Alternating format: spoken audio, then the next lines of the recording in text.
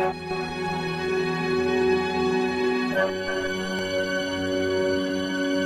the musicality addiction.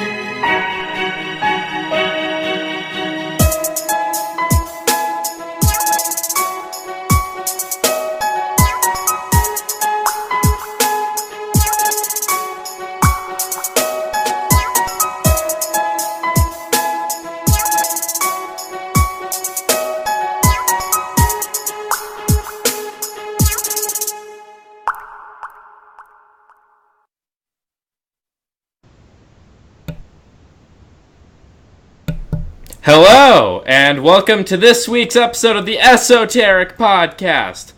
Yay! Today we are your hosts for this week's episode. Myself, Demosai, Wesley. You can find me on YouTube. I do cool stuff Mondays and Fridays. I'm joined by Tuskgarr. AKA Patient Zero when the zombie apocalypse breaks out. Oh, fun. Yeah. And I'm probably next. Because I'm the comic relief. The comic relief is always second to die. Dude, you're all the way up up there near the city. I'm like way down here. There's no way I'm gonna bite you in time. True.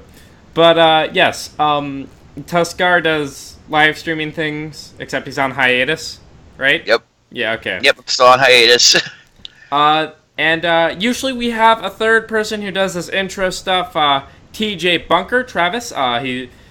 He worked all night, and yeah, like 14 hours. Oh gosh, I heard that, and I'm like, oh, my brother, my friend, don't die now. He sent that message at like what 10:40 this morning. Oh my gosh, saying he had just got home. Yeah, I saw it, and I'm like, okay, so it's just gonna be me and RJ today. Fun. Heck, it was almost only just you. Yeah. But anyways, you know, we are the Esoteric Podcast. You can find us here on Twitch. We stream usually every Sunday at 3, but our schedules have been hectic because life. You can. We are on YouTube, where you can find edited versions of this podcast. Usually down to hour and a half. Last week I kind of messed up, or this week's episode kind of got messed up, so I was just like, screw it. I have no time to edit this. Upload now. Anyways, then you can find us on Twitter at the Esoteric Pod. We tweet usually when our videos go live and when we are live streaming. And on top of that, if you really like us, you want to support us, you think that we aren't half bad guys, want to see our faces, please, I have face made for television. I think. I've been told. Or yeah, you've got a face made for radio. I thought that was Travis. No, that's you too, buddy. Oh, great. But anyways, if you really like, you know, our stuff, we are on Patreon, the Esoteric Podcast on Patreon, and, you know, you can throw money at us, maybe get some better mics, make sure that none of us have, flesh-eating bacteria in our system, and, you know, all that fun stuff. So this week, what are we talking about? Tron and Dishonored. Yep. So, let's start with, we're comparing Tron Legacy and the original Tron. So, for any of those who don't know what Tron is, which if you don't, oh my gosh, how can you? You're a loser. Go watch it. Like, yeah. The original Tron was an 80s sci-fi film, I want to say. 80s sci-fi, yep. Basically, people go into a video game, and shoot, I watched it last night. It's not a video game they go into. It's more like guy gets sucked into the computer world, into the digital world by a computer AI, and it turns out programs are people. You know, which raises all the questions. Is Google a slut? It's like when I delete, but when I wipe my hard drive, am I committing mass genocide? Oh my gosh. We're the data Nazis! Yes! So wait, then when I do mass downloads, is that like a giant immigration to my... The implication... Well, technically speaking, it is an immigration of data. Yeah, but like, are there like, I'm starting to wonder now, are there like hate groups within the computer? Yeah, they're called Trojans and viruses and malware. Yes. And like, oh gosh. I'm like thinking of video games now, like, those weird hentai games, or like are in their own area. Oh God. Well, yeah, no. No, seriously, Sarah, God. My roommate's dog pooped under my desk again. Oh. And I just found it by rolling my foot onto it. Hey, what's the squishy thing? I think it's Play-Doh. Oh, that's dog shit. Whoops. Yeah, but Tron, it was, the original, I'm gonna start with. Mm-hmm. I was a fan of. I liked it. I mean... Oh, hell yeah. It was... I mean, you could definitely tell it was older, though, with the, this is something that I thought of last night because we were watching, Muppets, Christmas Carol. Oh, jeez. It's not even Thanksgiving yet, you're watching Christmas movies. Why? My dad, man. My dad. But, what the fuck, dude? Your dad needs to learn that there's certain things you don't do. Well, we haven't started the Elf Marathon yet, so there's that. Oh, God. Oh, gosh. It's like every Saturday, Elf, Elf, Elf. And at some point, I just sit there and I'm like, you know what? I'm good. Never watching Elf again. Oh, we're gonna watch it again? Okay, I'll just be over here killing the cat. But, No. So, last night I was watching Muppets A Christmas Carol, and, the Ghost of Christmas Past, that, like, little angel floating ghost-looking thing, that thing scared me. Like, if you've ever seen it... Well, it's supposed to scare you. Wait, which one are we talking about? The Muppets. Yeah, no, like, which ghost were we talking about? Christmas Past. Oh, you're talking about that, that thing was fucking creepy. I thought you were talking about the third one. No. Third one I was supposed to say that one. That one's supposed to scare you, but yeah, no, fucking hell, dude. Like, I remember watching that, and I actually turned to my stepmom and dad, and I'm like, this is going to haunt my nightmares. Right.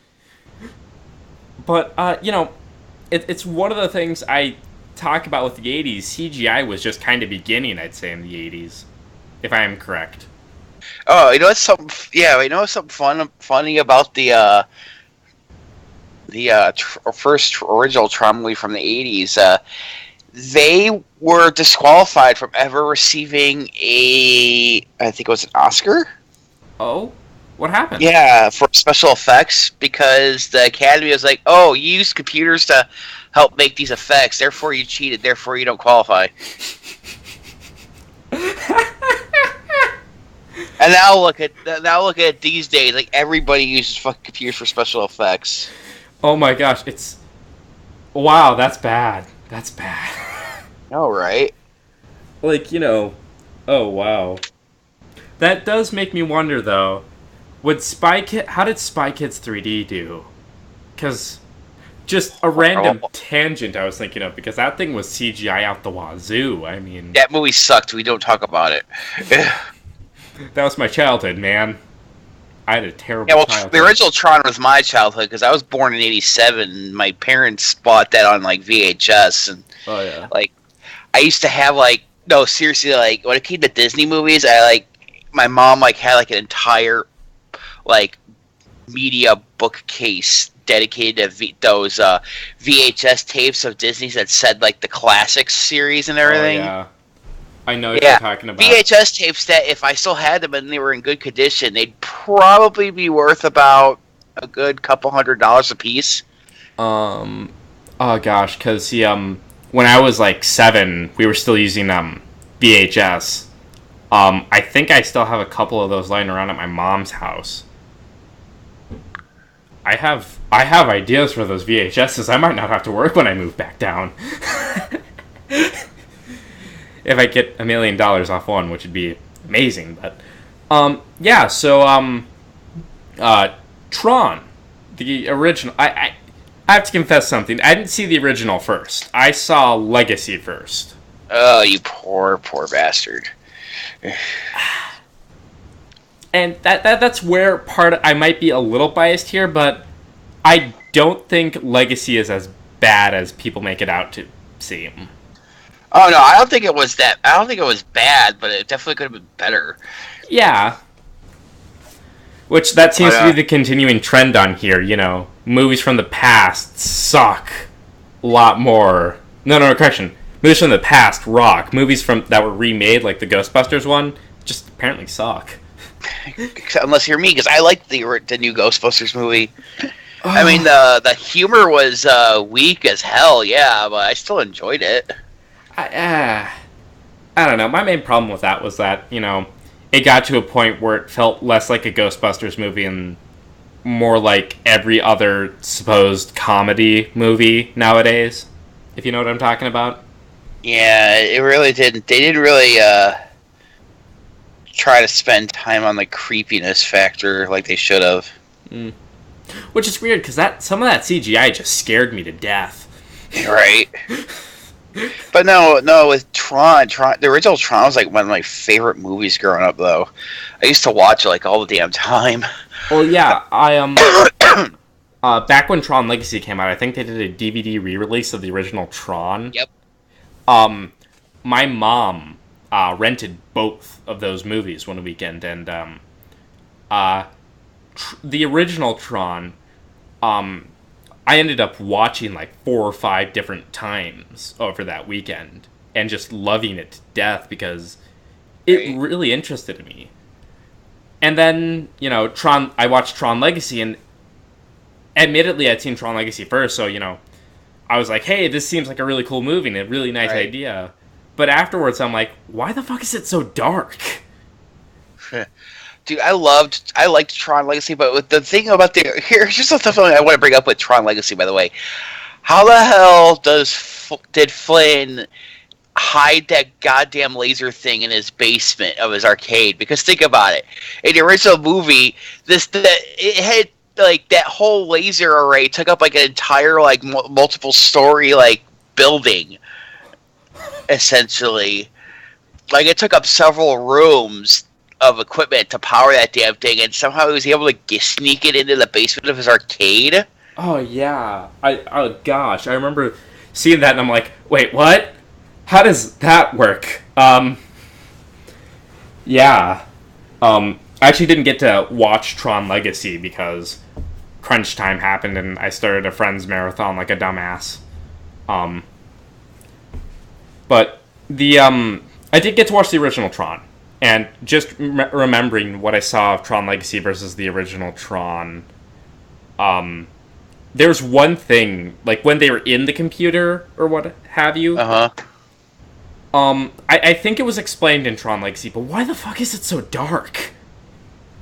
Like, what do you mean by dark? Like, it's like always perpetually night there. Oh, that was just the way they did the special effects in the original one because of the way the costumes and lighting had to work. Well, like, so they just stuck with that theme going forward in the new one. Well, yeah, I remember that one, but like, the original seemed a lot lighter. Oh, that has to do with the fact that it's probably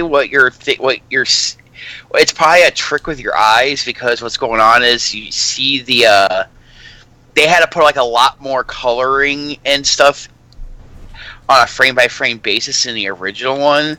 So the coloring in that one was probably a lot brighter. It's the colors stuck out more in the original. Yes. Because of the technology wasn't really that great making the special effects, whereas with nowadays they were actually able to blend the colors into the background a lot better. Yeah, Yeah, but like that's probably why you're noticing the difference. Yeah.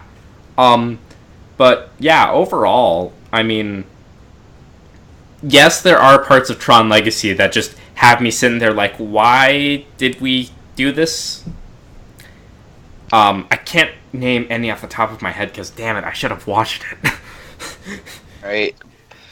But dude, there's one thing from Tron Legacy I liked. It was what's her face? The chick from she was on House MD. Gosh, I forget her name. Okay. She played 13. I can't think of what her.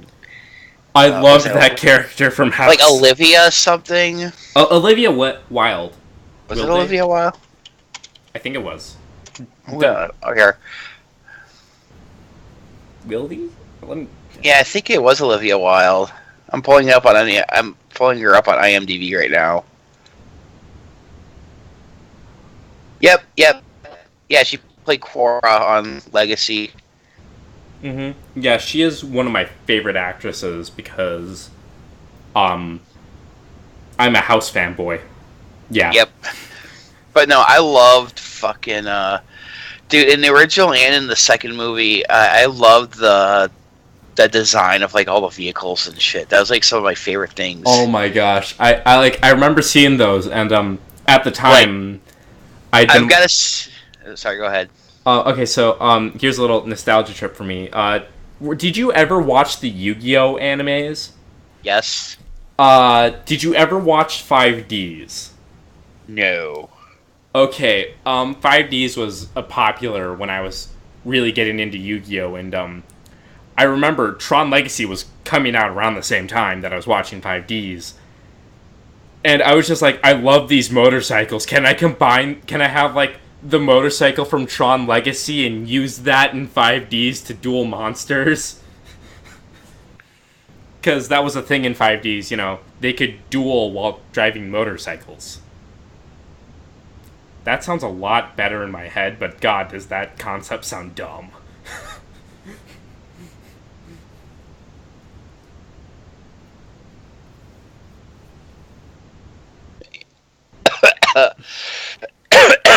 Oh, sorry.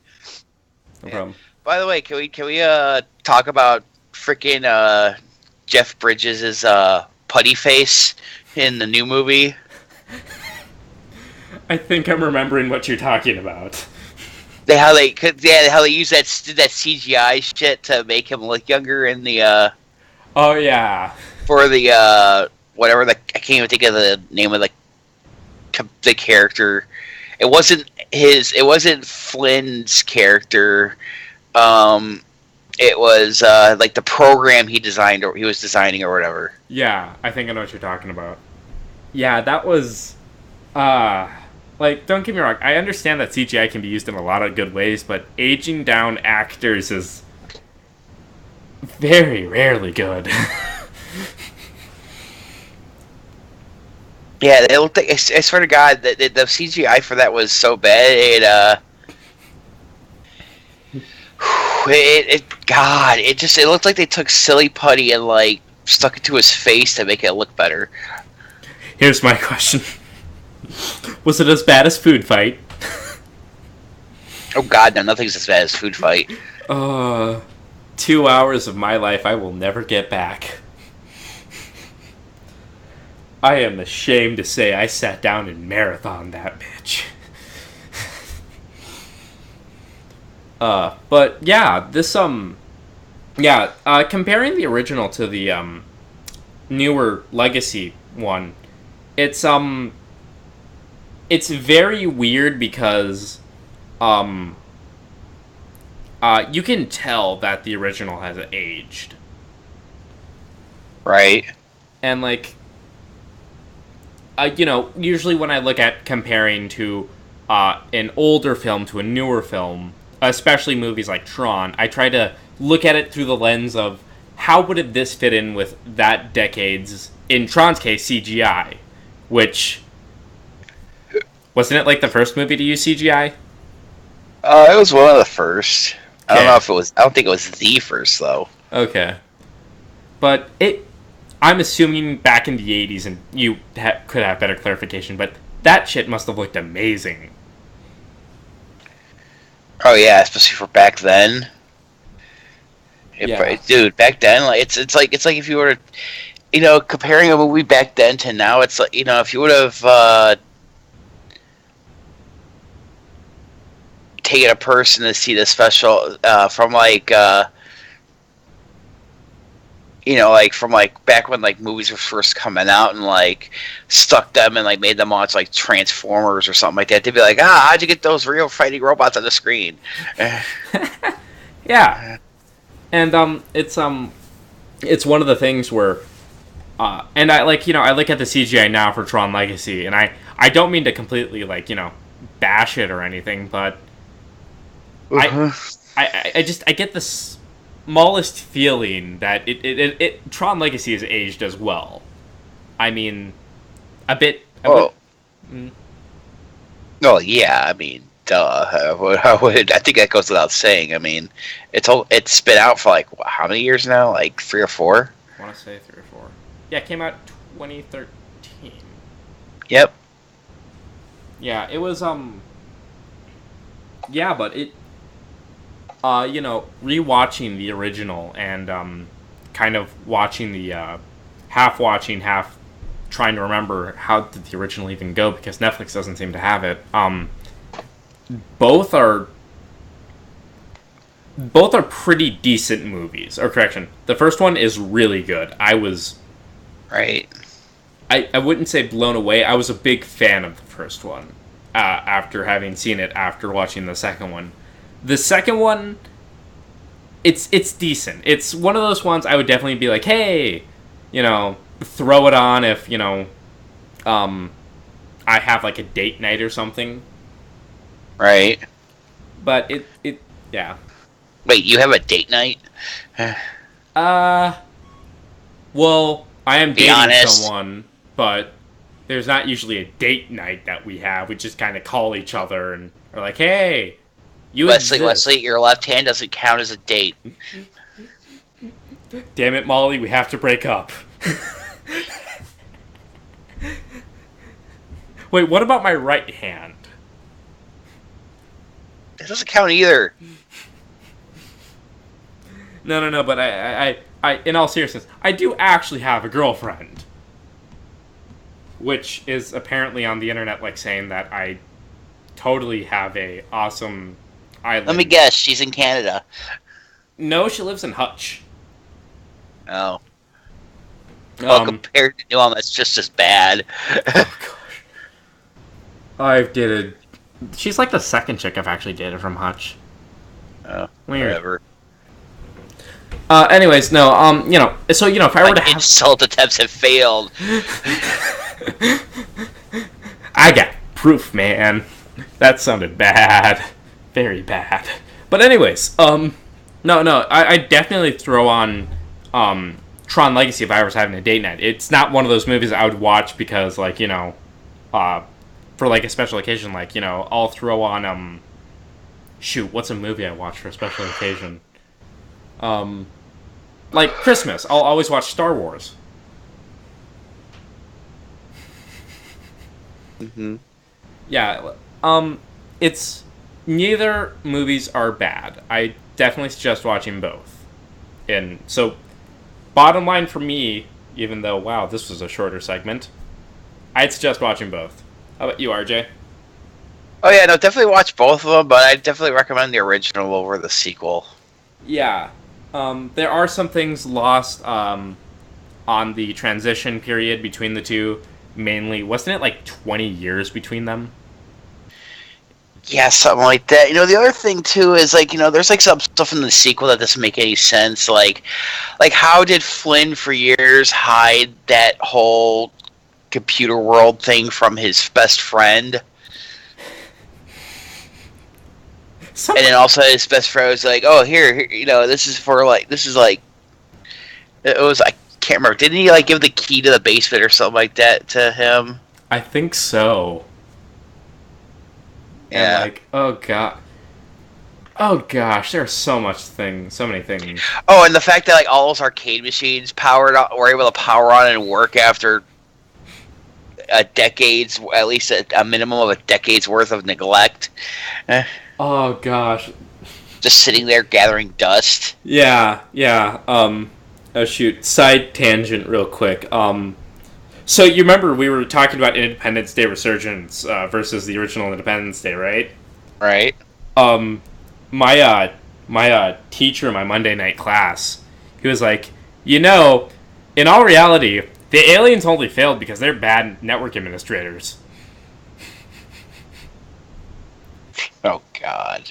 Because you remember the ship with the virus? They didn't vet it at all. They didn't have like a quarantine site, like anything like that. It was the equivalent of picking up a USB stick in a parking lot, and just plugging it into your computer at work. Yeah, don't even bother to hook up to a VM or anything. What the hell? Yeah.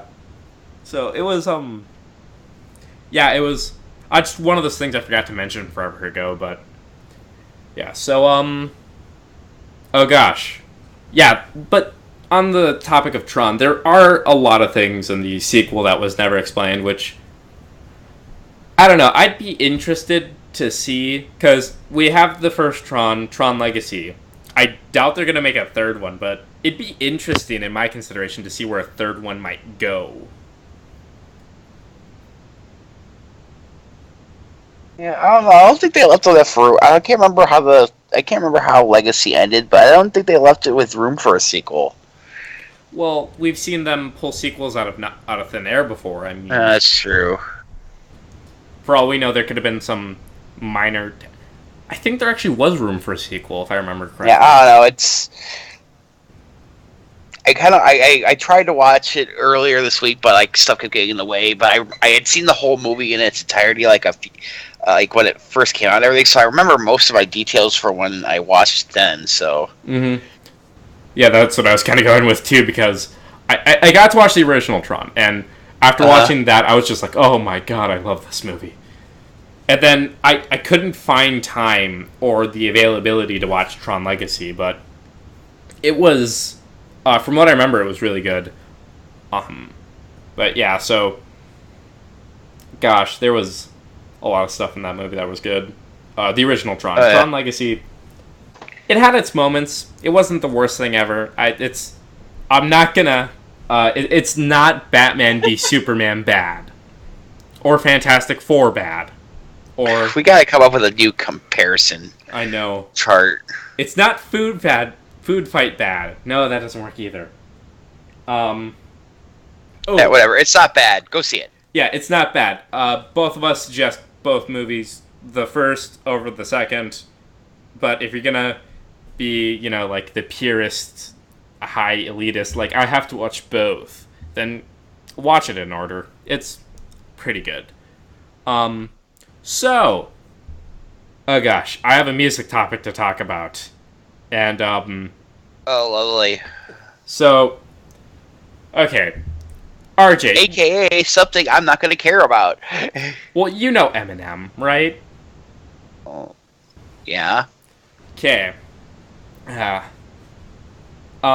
Today's topic for me is about, yes, we're going back to rap. Gosh, I can't seem to leave that topic. It's like a bad ex-girlfriend.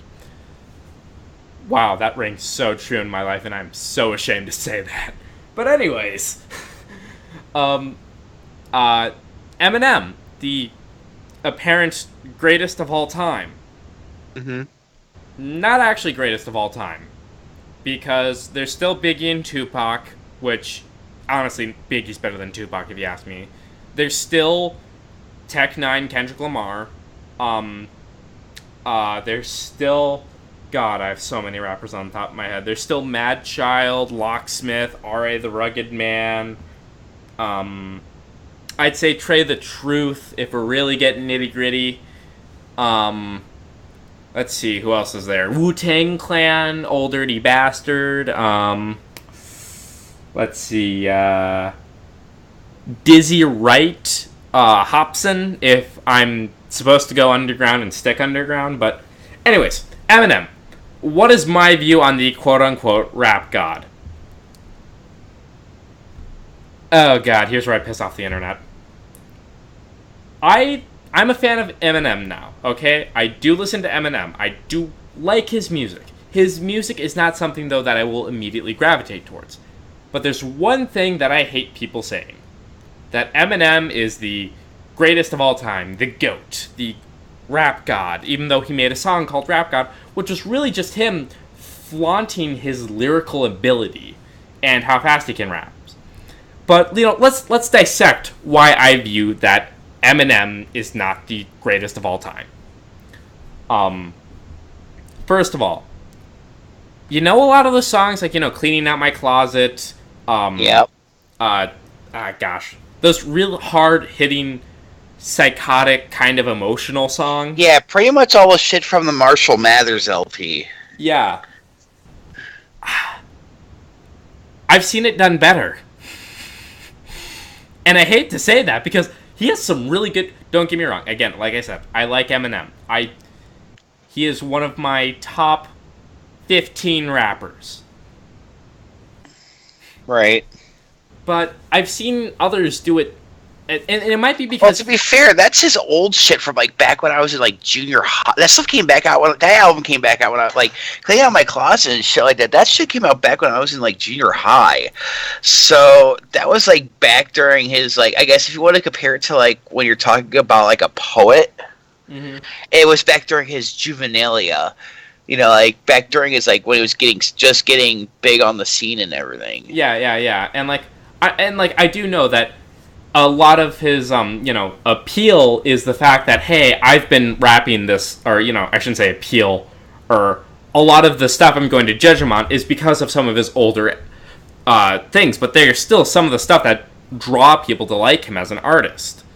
And yeah, see, that's just it. What drew me to start liking him as an artist again was his newer stuff, like, Not Afraid, fucking Till I Collapse. Yeah, and those are good songs. It's just, there's a reason I don't view him as the greatest of all time, and I'm gonna start with the two reasons I believe a lot of people like him. Now, I'm speaking strictly on his older stuff, like, I'd say up to Recovery. His album Recovery. A lot of his stuff was shock factor and overhype. Mainly coming from, he's a white MC, he was found by Dr. Dre, and he could rap fast. And he had a sort of psycho, he was almost Juggalo ICP, but he was a little too soft for them, I want to say. God, don't talk about ICP around me. I am not down with the clown. I am not either. The only reason I do listen to any kind or sort or form of Juggalo music is because I'm a fan of Tech Nine and some of the artists he has. I don't hate Juggalos or anything. Don't get me wrong. A lot of my best friends from when I lived in Illinois are Juggalos, but I just don't like the music. Yeah, a lot of their, okay, when it comes to Juggalo speaking, there's, cause, ICP has their own record label, right? Yeah. I honestly think that ICP aren't that good, but everyone else signed to their record label is amazing. Like, that's a fair opinion, I guess. They had this awesome rap duo called, Twisted, which is spelt with a... Yep. Yeah, I know about Twisted. Yeah. Which I like them after they left the record ICP's record label, but while they were there, you could still tell they were trying to be like the new age, weirder ICP. But that's just my view. But anyways, Eminem. I believe that a lot of his stuff is shock factor and overhype. And also the fact that look at him. He was a new face back when he was emerging. I mean. The only other real prominent white rapper we had was Vanilla Ice. And yeah, we don't talk about Vanilla Ice. Dude, I, as a fan of rap, have had to have who's the greatest of all time rapper conversations with someone who said Vanilla Ice was. And they weren't trolling me. That makes me want to... I should find that person who said that and slap them. Oh, I was sitting there, I'm like, you have... Tupac, Biggie, Kendrick Lamar, any artist ever. But okay. But anyways, then there's another thing. Mm-hmm. A lot of people say that Eminem is the fastest rapper ever. False. I can name a couple off the top of my head. Tech-9, Twista, Twisted Insane. Who's the guy? R.A. the Rugged Man? Gosh, I know a lot of rappers, and that is weird. But, you know... Well, see, I don't think his, like, speed or anything like that is what makes him one of the best rappers out there. I think... I think, to me, what makes him the best, to me, actually, personally, is the fact that it seems to me like his music, especially lately, like, a lot of his later stuff is just so universal. Like, you could, like, it doesn't really matter your background. You could find something in it to walk away from it. Yes, which is why, like, you know, I know as opposed to shit like from like Dr. Dre and them, like most of their shit, like when I listen to their music and everything, it's, you know, it's like a lot of the stuff about, you know, growing up in the hood and stuff, and like, or a project or something like that.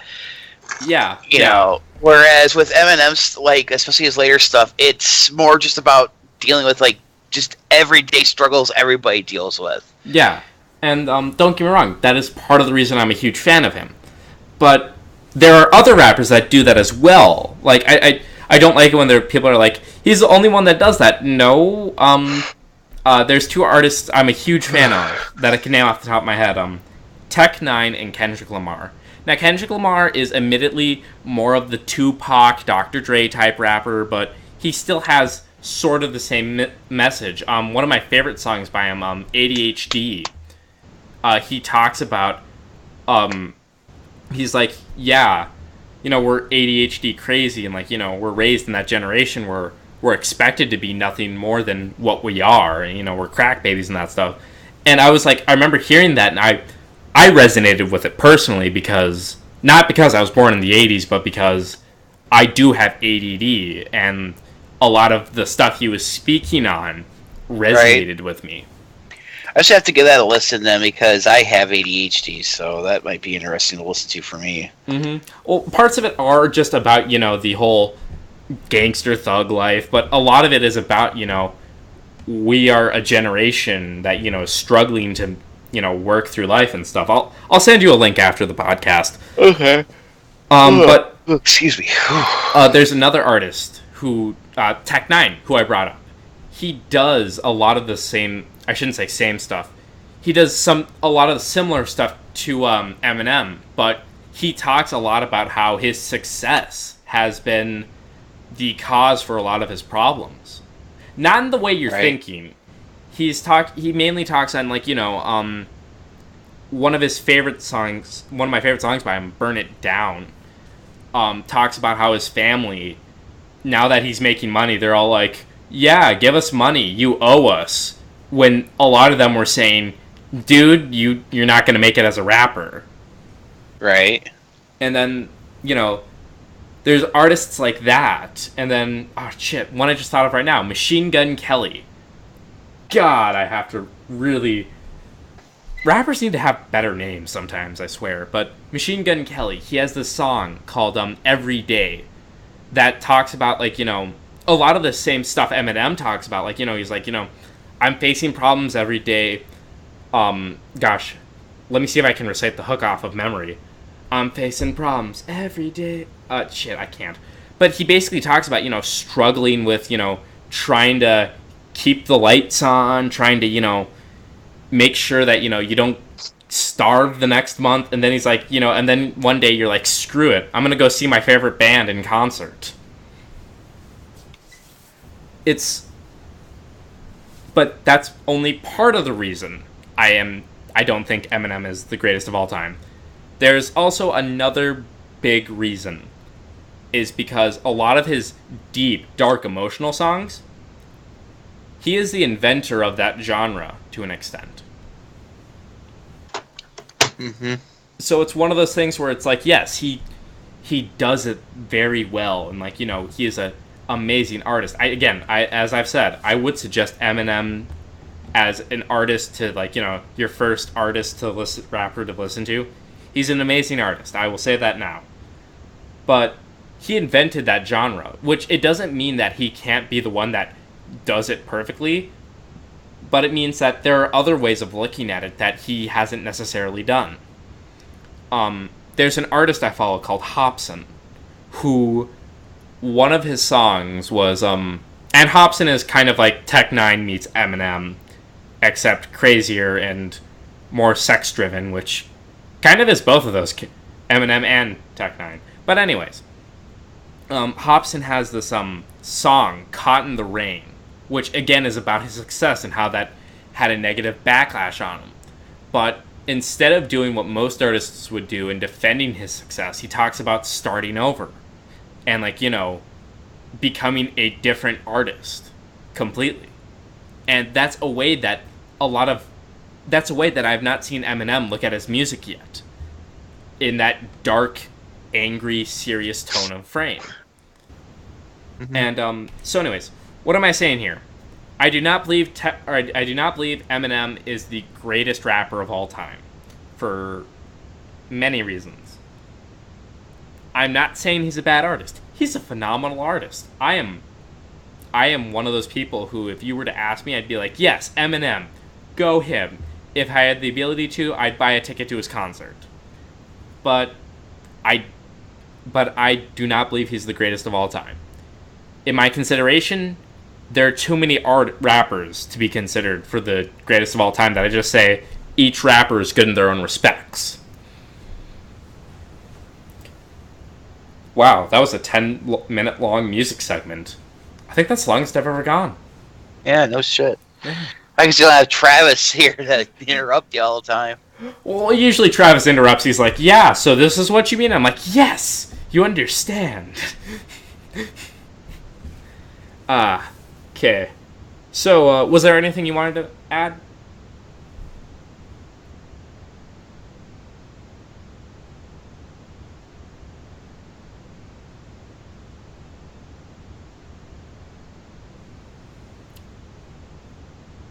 Awkward silence, always a good thing.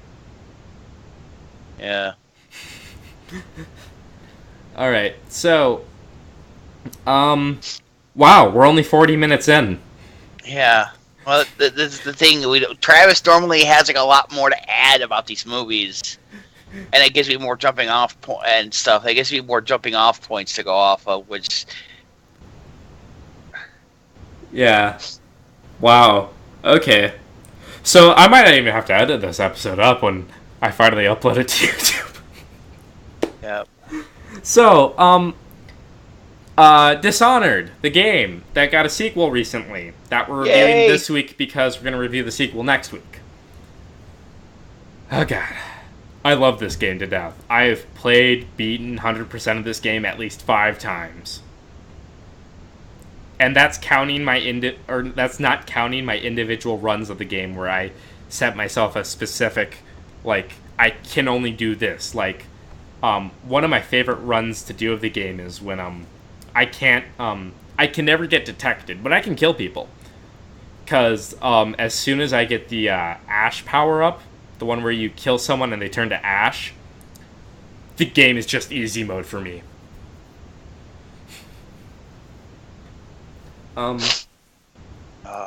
How much experience have you had with the game, RJ? I've played it. God, I can't remember how much of it. I think I've had like at least an hour's worth of game time in it. That's about all I could fit usually before I throw the controller in frustration, because I've got it on my Xbox 360 as part of the free games with gold program a while back, and I'm so used to playing games on the PC now. Like, I just can't do it with an analog stick. PC Master Race. Yeah, pretty much. But yeah, but it's fun. I love the whole, like, it's not really steampunk. I think the term is whale punk. Yes, whale punk. That is it, because it's like steampunk, but not. I guess like the whole concept is everything's powered with whale oil. Yeah, which has always had me curious. Do they hunt whales to extinction? Because with whale oil being the only way of making energy, they could easily do that.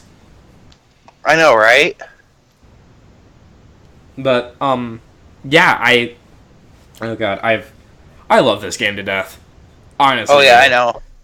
Like, no, I love it too. I just need to get more. I just need to find the patience to end the time to just finally sit and fucking beat it. how far have you gotten into the story? I don't know how. Not that far though. I know that. Did you go to the whorehouse? No, not yet. I'm not even in that far yet. Oh, that's like one of the best missions ever. No, the last mission I remember playing was where he had to break into the scientist's lab or something like that and steal his notes or something. Steal his notes?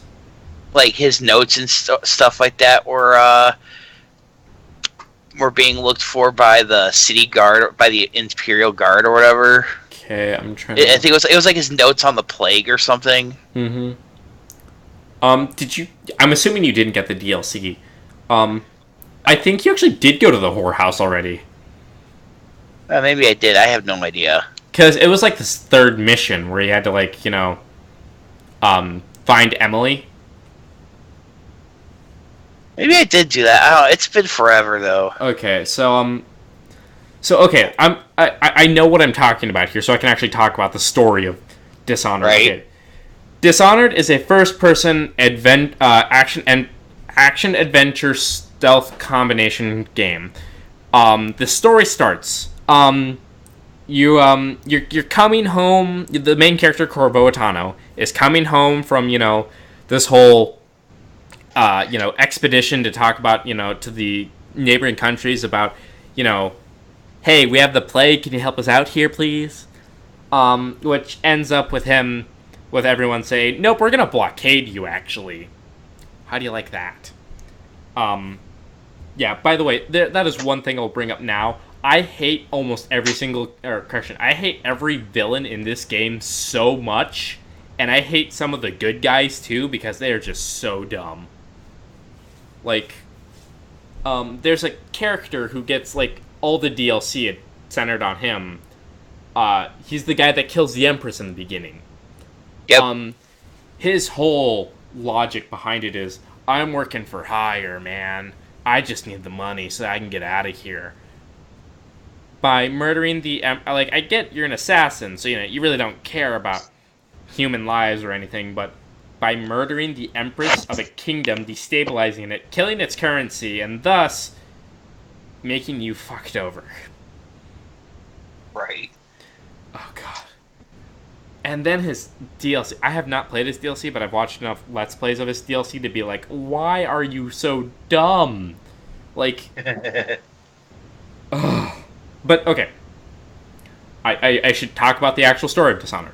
So anyways, you come home, Corvo Atano comes home, and he's immediately greeted by Emily Caldwin. Emily Caldwin is, I want to say his daughter, because of how close they act. And because of the fact that, he's actually going to be speaking in Dishonored 2, which I cannot wait to play. But Emily is, I want to say Corvo and the Empress's daughter. I really hope so, because that if I remember correctly, that's actually who she's supposed to be. Well, it's never confirmed in game. Oh. It's always hinted at. It's majorly hinted at because basically, from the opening cutscene, the Empress and Corvo are almost married.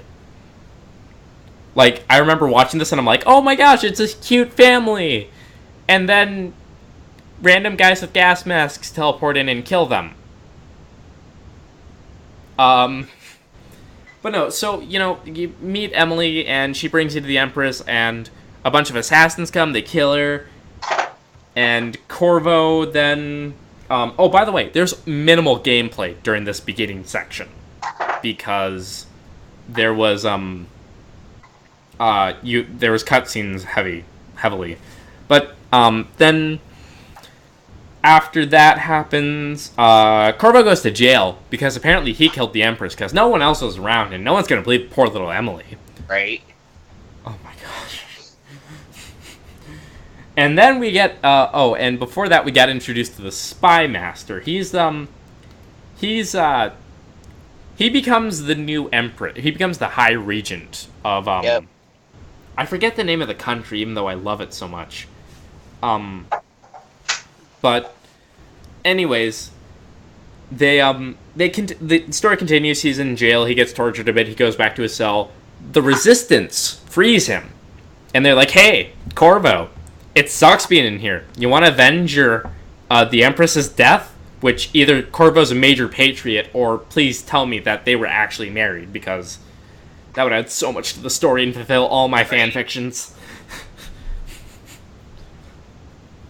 But so Corvo breaks out of the jail, and yep, I remember that. He hooks up with the the Resistance and La Resistance. the Resistance, and so they start sending Corvo random missions. Like the first one, he has to murder the High Overseer. The Overseers are like the guards, or correction, they're the more advanced guards.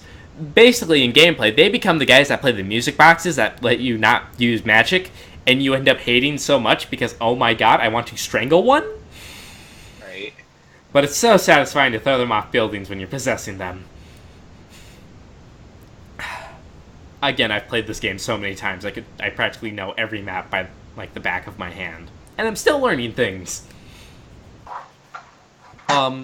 Anyways, the first mission you killed the High Overseer. The second mission you killed the twins of one of the they're the ambassador, or not the ambassadors. They're part of the Senate, congressmen, and they're brothers to one of the guys in the Resistance. And like, if you don't kill them and sell them into slavery, the guy will give you extra goodie.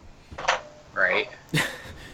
Which, tell me how that works. You didn't kill my brothers, you only sold them into slavery.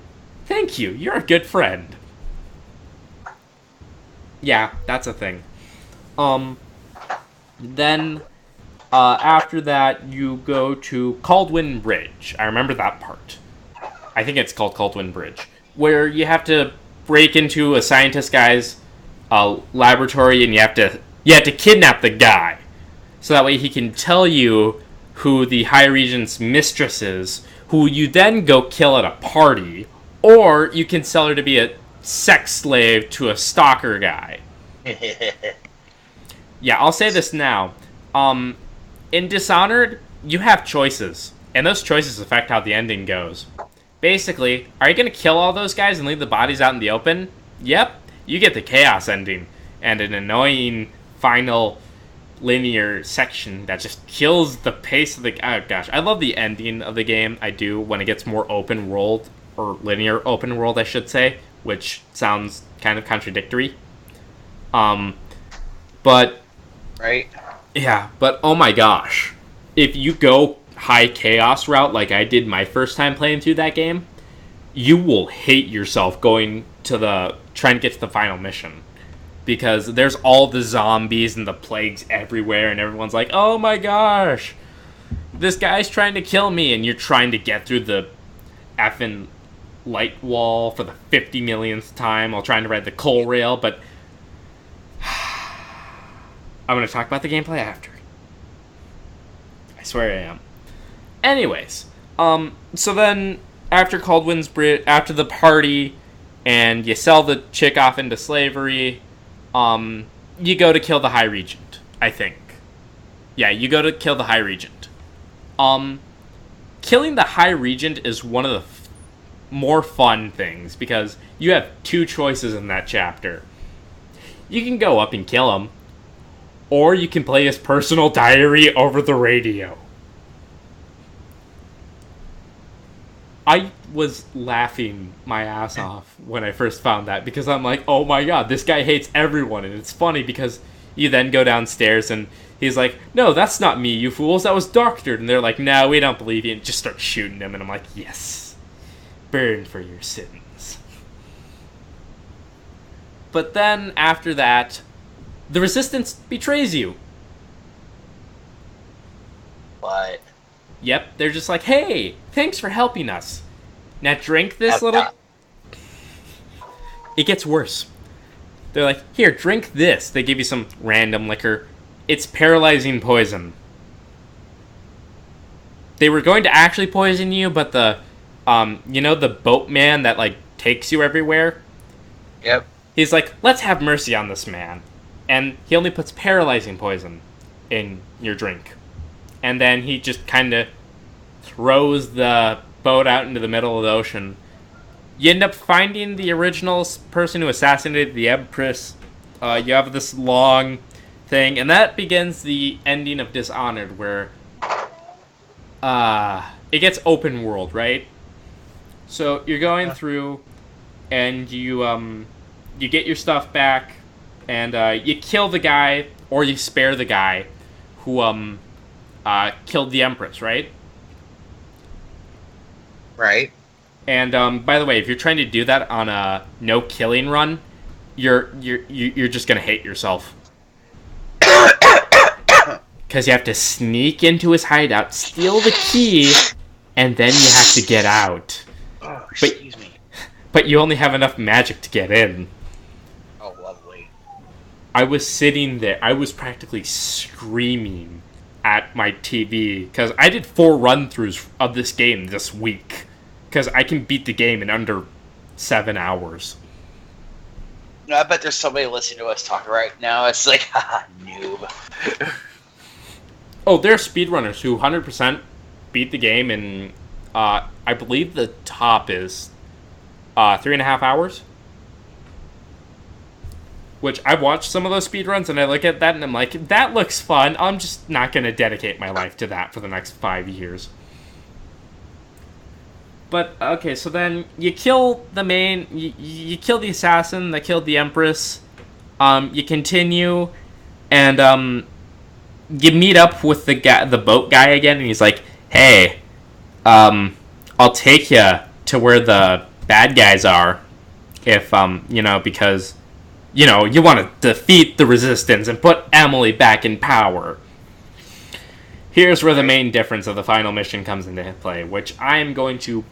Yes, I should say this now. I'm going to spoil this whole game for you. I hope you didn't listen thinking, I wonder when the spoilers are going to stop and when he's going to start talking about the gameplay. Nah, I'm going to just spoil it. But here's the main crux of, or one of the, I shouldn't say main crux, one of the best things about Dishonored. Depending on how you play, the whole game world changes. That open world section I was talking to you about, if you're doing a high chaos run, you will have swarms of rats trying to kill you. You'll have the zombie-like people just trying to murder you to death. And, it's fun. It's heart-pounding, it's nice world-building, and, which, another thing about Dishonored's world-building is you've played, BioShock, right? Yep. You know how it's, for world building they have those audio logs? Oh, yeah. There's that, and little pieces of paper that, people are just talking about their lives, and, one of the most heartbreaking ones was, in the sewer. There's a couple that, they had this vault full of, the elixir that would cure them and everything. They died because neither of them wanted to drink the last of it because they wanted the other to live. Oh, yeah, I remember that. It's one of my favorite scenes, and it's one of the reasons why when people say that games can't do world building, I point at Dishonored and I'm like, yes, that game did world building right. And then I point at Metroid Prime and I said, that game did it right as well. Although both did it differently. Anyways, so the last mission changes dependent on which route you're going for.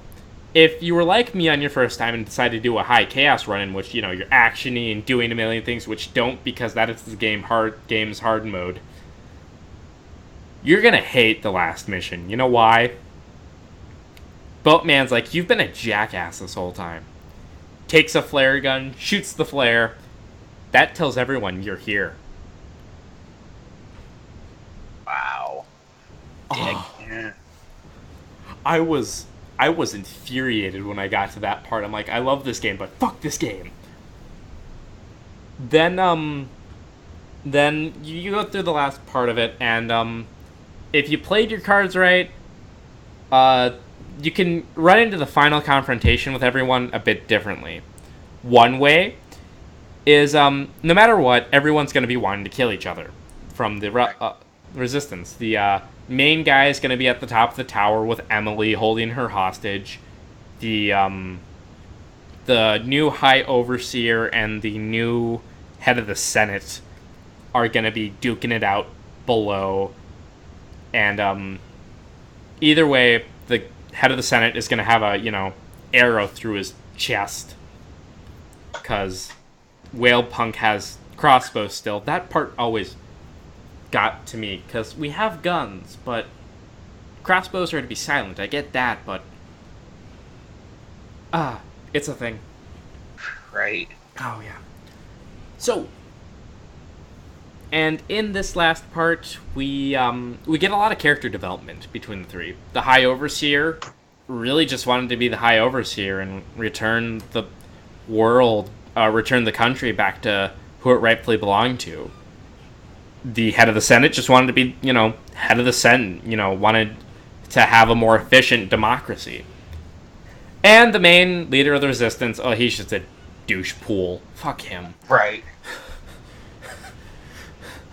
And, which is where we get to the last part where, it gets MGS3 on us. Or not MGS3, MGS Peace Walker. All the Metal Gear Solids that dealt with Naked Snake. And okay. So, it's all about wrong interpretation of what the Empress wanted. Or in Metal Gear Solid's case, wrong interpretation of what the boss wanted. And it's one of my favorites for that reason, because they show all the extremes. The High Regent is a good example. He just wanted absolute power, but to also have a kingdom that worked. The head guy of the Resistance, he wanted the same, but he also wanted, he wanted to be king. He didn't want, Emily Caldwin to take power. None of them did. And, Emily Caldwin, who I can't wait to play as in Dishonored 2, because, oh my gosh, I get to play as Emily Caldwin, little Emily, who gave us flowers and got abducted and had to live through her mother dying and is slightly traumatized, I'm thinking. Yeah, but, this game has a million paths. RJ, I'm not sure if you're aware of Undertale, but yes. Correction, who isn't aware of Undertale? I view Undertale took its inspiration for multiple runs and routes from this game.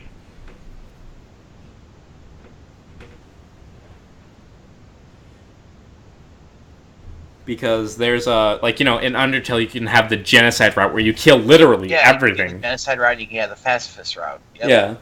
And you can do that in Dishonored, although I believe the modes are switched, because in Dishonored it's really easy if you're doing the kill everything route until the end, in which it just hits that Dark Soul spike curve, while in the no kill, no being seen route, it is kind of just it gets easier towards the end because you have all these awesome tools.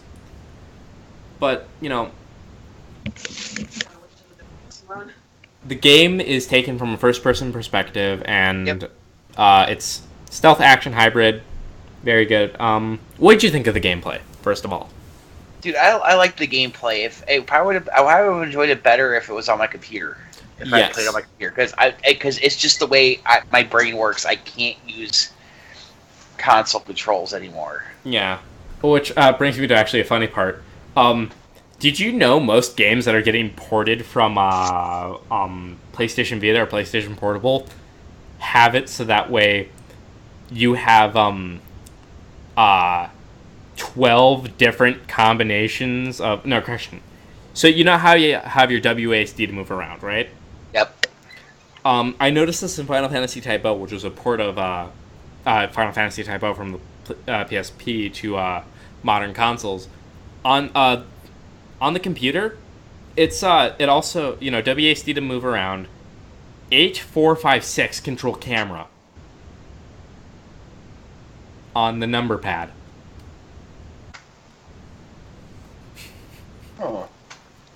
And it was the same when I picked up another game that was a part of a PlayStation Vita game called Trillion: God of Destruction. They had that, and then they had like IJKL for the D-pad. Okay. So, I will admit Dishonored is one of those games that definitely needs a keyboard for. I've only played it with a controller. Okay. So I'm a little biased when I say this, but I like the controller controls because it wasn't until, I want to say 3 years ago when I actually got my computer that I actually started playing online games, and I didn't start playing FPSs until last year.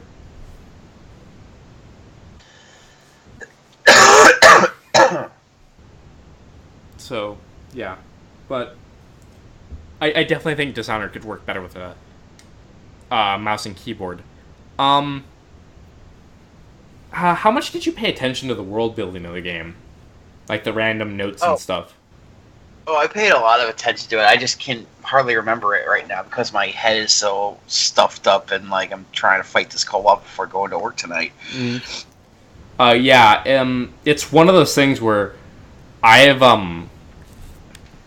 I pay close attention to world building in games because, oh my god, it's games like Dishonored that just reaffirm my faith in video games. Right. Which is why I'm also super hyped to play Dishonored 2 this week. Please let my computer run it. I don't want to have to watch Let's Plays for this game. But, it's one of the reasons why I will always yell, a lot of people think that, and these are the retro purist gamers I'm talking about, a lot of people say that modern day games, some of them can't have story-driven focuses, or they can't be that good. I always yell at them. I'm like, Dishonored is one of the best games ever.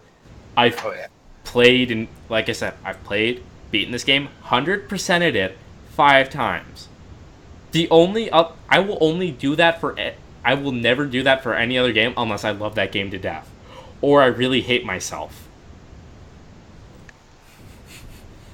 Which might be looking like more and more if I ever decided to play all of the Call of Duty games front to back. Because, oh my gosh.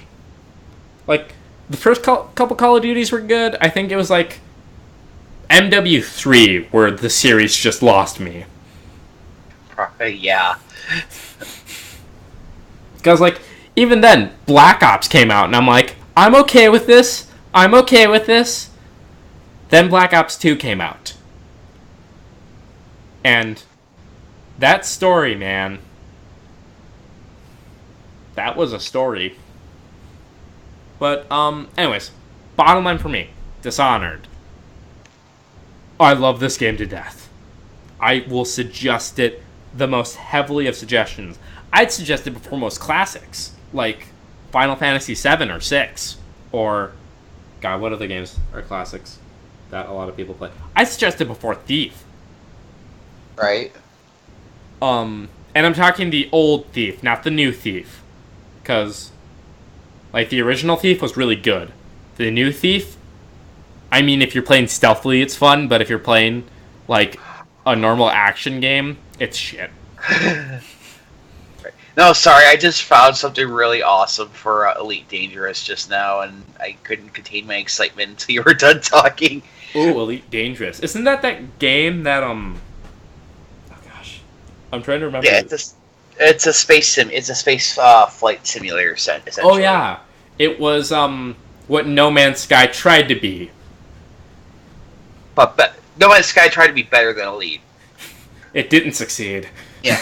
But no, I just saw that they just released Christmas paint themes for the ships, so you can get like a bunch of snowflakes and shit on your ships. I have to play Elite Dangerous. Oh, one of the cooler things I've seen about Elite Dangerous is that apparently the you can use voice commands for it. Oh yeah, no, it's not built into the game, but there's a piece of software you can get called Voice Attack that you can program to respond to your voice commands, and it'll input the keyboard commands into the game for you. And you can actually get add-on packs for voice attack that actually add like sort of synthetic AI. I want that so badly because like there's this one I've got where it's voiced by Brian Blessed. The guy who played I can't remember the name of the actual character, but have you ever seen Flash Gordon? Oh, Flash Gordon. I have not, but I think I know who you're talking about. Yeah, he's the big giant. He's the big eagle man. Oh yeah, yeah. Dude. Mm. Like, ready, my Hawkman! He voice. There's another one you can get that's voiced by Tom Baker of Doctor Who fame. Oh yeah. Do they have like because I would totally get that software and get an add-on if it's like a really sexy sounding girl or shoot. There's one girl I love in Hollywood that I would love to have. Shit, who is it? Here, I'm finding the voice packs right now. It's called HCS voice packs. Here, Elite Dangerous. There's Orion. He's voiced by William Shatner. Okay, I'd get the William Shatner one. Vega's is performed by Brett Spiner, aka Data. Oh. Eli is voiced by John Delancey. Oh my god, I have to get this now. Oh, okay, so, one little thing before we wrap this up, because we haven't even reached an hour and a half yet, and oh my gosh. Oh wait, did you have anything to say about Dishonored before we continue? Dude, get it, play it, it's awesome. Okay, have you seen the new Ghost in the Shell, previews? Trailer? I've seen the trailer. Yeah, I saw that. Live action one, but I haven't really seen I haven't really watched the newer stuff except for the Standalone Complex anime series. Yeah, I've been oh gosh, I got to like episode 6 of the original one, the original Ghost in the Shell, and like it was like at the beginning of the summer, and I stopped it because I was also watching like 5 other animes, and I was like, okay, I'm gonna run through these one at a time. And then I forgot about it because I started watching Dragon Ball. Oops. No, I got to episode 34 and I'm like, oh my gosh, wait, I got Ghost in the Shell to watch. And and then, as you know, the last time I was in New Ulm, I picked up that movie, which was amazing. But I saw the trailer and I don't think I don't think Scarlett Johansson should do that role.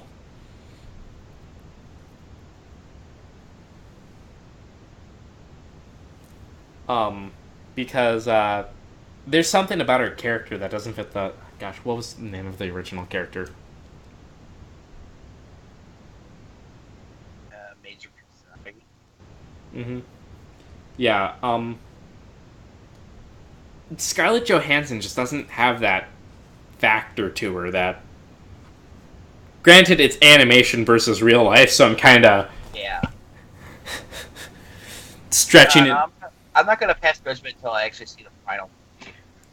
Yeah, like, don't get me wrong, I expect the movie to be good, and I also expect that I will convince Travis to, you know, have us talk about that when that movie comes out. But... I'd like to... I'm hoping her performance goes well, because from the trailer, she looked pretty good.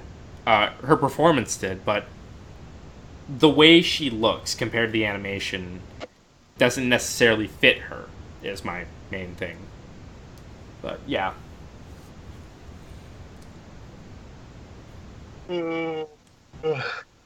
So, shoot. Any other things to bring up this week? That I can think of or have the energy to think of. I'm grasping at straws here. Let me just... This sucks not having Travis in here because he's normally... I'm just pulling up the schedule for theoretically next week. No, not that's not next week's. That was 3 weeks ago. I don't think we have anything for next week. I know we have Dishonored too. Oh, okay. So, next week we are talking about Dishonored 2 and Fantastic Beasts and where they live. Or roam. Where to find them. And where to find them. That's the new Harry Potter one, right? Yes. I've been interested in seeing that because I've recently, I still have yet to finish the series because I stopped after Order of the Phoenix. Right. But I am, I don't know. I'm interested to re-pick them up and read them. But, yes, next week, Dishonored 2 and Fantastic Beasts and where you find them. Yeah, we got nothing else to talk about, so I'm just going to wrap it up for today. Alright. So, this has been the Esoteric Podcast. Why did I say it like that? No. I am one of your hosts, Demosai, aka Wesley. You'll find my YouTube channel somewhere, or just look me up on YouTube. It's DEMOS space I. Doesn't matter capitalization or anything. I am joined by my good friend Tuskgarr, aka RJ, who... Are you doing... No, you took a hiatus on my phone. Yeah, I'm on hiatus because I'm working my ass off right now. Gosh. But anyways, thank you for watching this week's episode. You can find us on here on Twitch every Sunday, usually at 3. If we aren't at 3, then we will usually tweet out when we are, going to start. You can find us on Twitter. Gosh, I'm sounding Irish by the second. You can find us on Twitter. We are at the Esoteric Pod. We tweet usually when we're going live or stuff, although I think I forgot to do that today, because, gosh, Travis used to handles this stuff, and I am not good at handling this stuff. But anyways, you can find us there, at the Esoteric Pod. We're terrible at Twitter. We are. We're trying to get better, though. We are trying to get better. You can, find us there. Beyond that, you can also find us on YouTube, which, if you're watching this post, YouTube. Hi. Link to our Twitch page is down in the description, and Twitch link to our YouTube page is down in the weird panel section. But anyways, you can find us on YouTube where we have edited versions and some extra episodes in which, we do OST reviews and that stuff. If you really like us and you would love to see our faces, hear us better, maybe make a little noise, do a little dance, get down tonight. Wow, I have no tact. Anyways, you can find us on Patreon. The Esoteric Podcast is where you'll find us. And if you want to throw a couple bucks our way, it'll help. Because then maybe RJ will have to stop working 5 jobs. And Travis won't have to work 14 hours and then go to bed at 10:45 in the morning. Which I still have no idea how that man manages to do that and live. But anyways, thank you for watching. Time for me to talk about our producer and stuff. The person who provides our intros and outros. The producer of our intros and outros is a artist by the name of Musicality Music. He's a great artist, worked with him in the past. Anyways, we'll see you next time. Thank you for watching. Goodbye. Musicality. K-Swag.